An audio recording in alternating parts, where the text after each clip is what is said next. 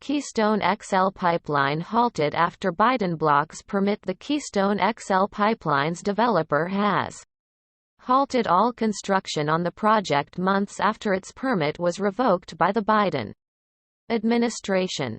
The pipeline was set to carry oil 1,200 miles, 1,900 kilometers, from the Canadian province of Alberta down to Nebraska. Environmentalists and Native American groups had fought against the project for more than a decade. President Donald Trump revived the pipeline in 2017, 2 years after it was rejected by President Barack Obama. In a statement on Wednesday, Calgary-based TC Energy said it would work with regional regulators to dismantle their equipment and ensure a safe termination of an exit from areas where construction had been planned. On his first day in office, President Joe Biden canceled a permit to allow the project to cross into the U.S. amid concerns that it would worsen climate change. Mr. Biden's decision came over the objections of U.S. lawmakers, including members of his own party, who said the project would have created energy sector and construction jobs for American workers. On Wednesday, a group of Republican senators introduced legislation that would force the Biden administration to account for the number of jobs lost due to the project's cancellation. The Keystone XL pipeline would have strengthened U.S. energy independence while supporting thousands of high-paying jobs in the U.S. and Canada, Idaho Senator and bill sponsor Jim Risch said in a statement. The group also condemned the Biden administration for waiving sanctions on the Nord Stream 2 project, a Russian pipeline intended to deliver gas to Germany. The bill, which is not expected to become law, would require the Secretary of Labor to report to Congress the number of jobs estimated to have been lost due to the project's cancellation. While visiting U.S. troops stationed in the UK during a trip to the G7 conference on Wednesday, Mr. Biden said that climate change represents the greatest threat to U.S. national security. "This is not a joke. You know what the Joint Chiefs told us the greatest physical threat facing America was? Global warming," he warned.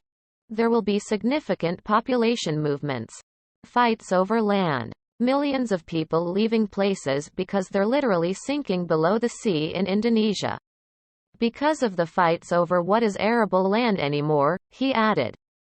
"Time for an explanation on why this is a good thing." Keystone XL pipeline. Why is it so disputed? U.S. President Joe Biden has canceled permits for the controversial Keystone XL pipeline on his first day in office. The pipeline had been projected to carry oil nearly 1,200 miles, 1,900 kilometers, from the Canadian province of Alberta down to Nebraska, to join an existing pipeline. Environmentalists and Native American groups have fought the project for more than a decade. Development of the pipeline was blocked by the Obama administration in 2015. But President Trump overturned that order and allowed it go ahead. What is Keystone XL? A planned 1,179-mile, 1,897 kilometers pipeline running from the oil sands of Alberta, Canada, to Steel City, Nebraska, where it would join an existing pipe. It could carry 830,000 barrels of oil each day. It would mirror an existing pipe, also called Keystone, but would take a more direct route, boosting the flow of oil from Canada. A section running south from Cushing in Oklahoma to the Gulf of Mexico opened in January 2014. At the coast there are additional refineries and ports from which the oil can be exported. The pipeline was set to be privately financed, with the cost of construction shared between TransCanada, an energy company based in Calgary, Alberta, and other oil shippers. U.S.-produced oil would also be transported by Keystone XL, albeit in smaller quantities than Canadian. Why did the US and Canada want XL? Canada already sends 550,000 barrels of oil per day to the US via the existing Keystone Pipeline. The oil fields in Alberta are landlocked and as they are further developed require means of access to international markets. Many of North America's oil refineries are based in the Gulf Coast, and industry groups on both sides of the border want to benefit. An increased supply of oil from Canada would mean a decreased dependency on Middle Eastern supplies. According to market principles, increased availability of oil means lower prices for consumers. Mr. Trump said the project would create 28,000 construction jobs.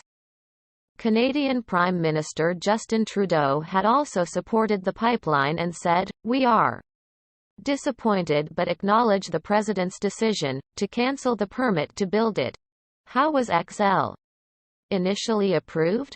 The Canadian National Energy Board approved the pipeline in March 2010 but Mr. Trump's predecessor, Barack Obama, did not issue the presidential permit required in the U.S. The Environmental Protection Agency, EPA, advised him not to approve the pipeline. Mr. Obama said the project would not lower petrol prices, create long-term jobs, affect energy dependence. Donald Trump issued the permits within days of taking office, stipulating only that American steel be used in the work. "We build it in the United States. We build the pipelines. We want to build the pipe," he said.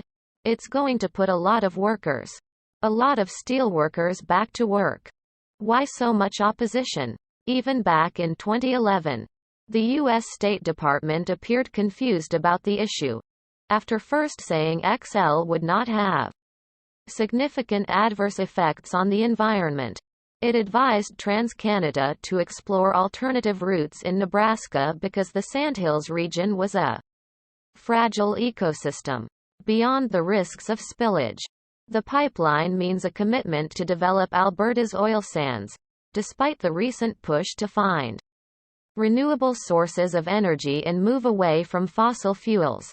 The amount of oil produced in northern Alberta is projected to double by 2030.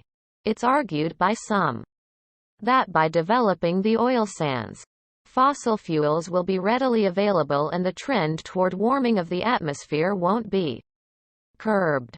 The fate of the pipeline is therefore held up as symbolic of America's energy future. In the here and now, more energy is required to extract oil from the Alberta oil sands than in traditional drilling. And Environment Canada says it has found industry chemicals seeping into groundwater and the Athabasca River. This risk to local communities is one of the reasons many have opposed the project. First Nations groups in northern Alberta have even gone so far as to sue the provincial and federal government for damages from 15 years of oil sands development they were not consulted on, including treaty-guaranteed rights to hunt, trap and fish on get additional lands. Okay guys, now you are all caught up on the pipeline news, so that's it for Maybe I'm Rambling. Don't forget to like, share and subscribe. Peace out homies.